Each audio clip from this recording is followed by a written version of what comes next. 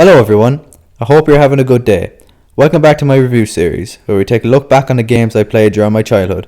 Now I know what you're thinking, there's no way this game is any good, but I'm telling you, The Sims 3 on the Wii is a hidden gem in the Wii's library. It's a decent substitute if you wanted to play The Sims but didn't have a PC. So let's relax and take a look back on The Sims 3 on the Wii.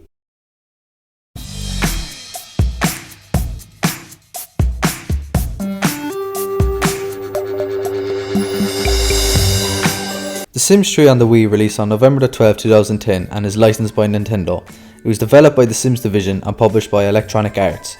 This game came out more than a year after the original Sims 3 on the PC. I'm sure most people know what The Sims is, but for the few that don't, The Sims is a life simulation game. It has you controlling the life of a sim. It's such an innovative idea. You can basically do anything you want in the game.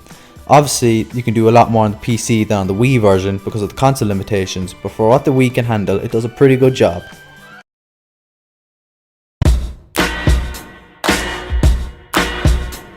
Before we start, I'm not going to be comparing this game to the PC version. If that was the case, this would be a waste of time, because the PC version outdoes the Wii version in every way possible. But that's not the game's fault. You start the game by creating your sim. Customization is fairly basic for the most part, but you have a lot to choose from. You start with your name, age, etc. and move to your sim's traits, personalities and ultimate life goals. You can change your body type, skin colour, facial features, tattoos and clothes. Once you've finished, you have the option to add a new sim and let it be whatever you want.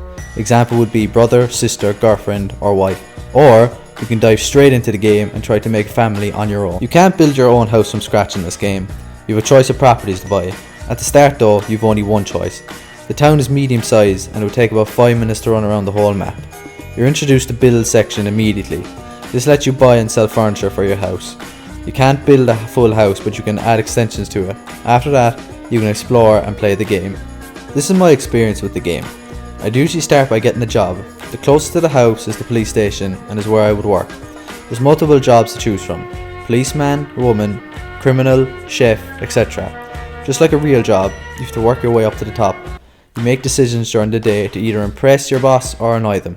The higher up the ladder you are, the more money you would make. There's a lot of Sims you can have relationships with. This is my favourite part of the game. You can speak to the Sims whatever way you want. A language wheel pops up and gives you things to say. Along with that, you have a relationship meter with each Sim you come in contact with. The better the relationship, the more likely it can progress into a romantic relationship or eventually marriage. You can go to complete opposite way and make enemies as well. Every Sim you talk to, you automatically get their phone number. You can ring them whenever you want, though usually they get angry if you ring at night. You can invite them or just have a chat. There's so much to do in this game. You can develop hobbies during your life and you can spend your free time leveling them up. Some of the hobbies include exercise, cooking, fishing, reading, skateboarding, playing computer games, playing guitar and many more. At the beginning of the game, you can set what your hobbies your sim loves the most. This is what I do when I wasn't working in the game. If you talk to a sim for long enough and build a good relationship with them, you can ask them to marry you. Once you've married someone and they're a part of your family, you can control the sim as well. So not only would you be managing your own life, you'll be managing two. One thing I didn't like about this game is when you're controlling on the one sim, the other sim does what it wants, which is okay to some extent, but if you leave them for too long, they end up killing themselves by accident, mostly due to starvation. It's a really annoying glitch in the game. If you want to add another me to the roster, you can have children. You can only have 6 in one household. A funny mistake the developers made is that you name your child first before you know if it's a boy or a girl. The results can be hilarious, but for people who take the game seriously, it would be quite annoying. Average lifespan of your sim is usually 24 hours in real time. That's if you start as an adult. You have a few more hours if you start as a kid. That is a decent length for a game, especially a Wii game. It can be as long as you want really. If you keep having kids, you continue the family tree. I personally never played after my main sim died. 24 hours is long enough time to play the Sims 3 on the Wii. Throughout the game, your sim will always have a thought in its head, like what he wants to do at that current time. If you fulfill these demands, your karma bar will rise. A new addition to the Sims is the karma system. If you get enough karma, you can reward your sim with wealth, love or beauty. Eventually, you'll build up enough money in this game to buy new houses. There's a few to choose from, with some wacky houses to buy, like a lighthouse or a tree house. Most houses have upgrades to them which you can buy. If you don't want to edit anything, you could just buy a ready-made house.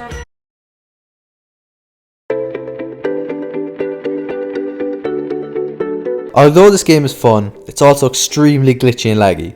First off, I don't know if it's just my console, but my Wii would make some horrible noises while playing this game. It really struggles to run sometimes, and it's evident in the game. Any action you do is followed by a short pause. The only things I find smooth is when you're doing hobbies, running around and talking to people. Trying to eat food in the game is the most frustrating. It takes a good 2 minutes, even with fast play on. Fast play comes in handy a lot during the game. You hold down the C on the nunchuck to activate it. One of the most creepiest glitches I've ever seen occurs in this game. When a sim dies, a gravestone is placed automatically at the exact location they passed. If you have played for long enough, though, gravestones appear absolutely everywhere, literally turning the map into a giant graveyard. The only way to get rid of them is to turn them into a vase with ashes in it, but this takes forever. Another massive glitch is known as the money glitch. You can essentially get unlimited money in the game. If you go to the shop and buy 99 catfish, bring it home and sell them to the shop again the next day, you fill up your money so quick, eventually finishing with 999,999 simoleons. I did it before. It's fun for a few hours but takes the purpose away from the game, so I wouldn't recommend.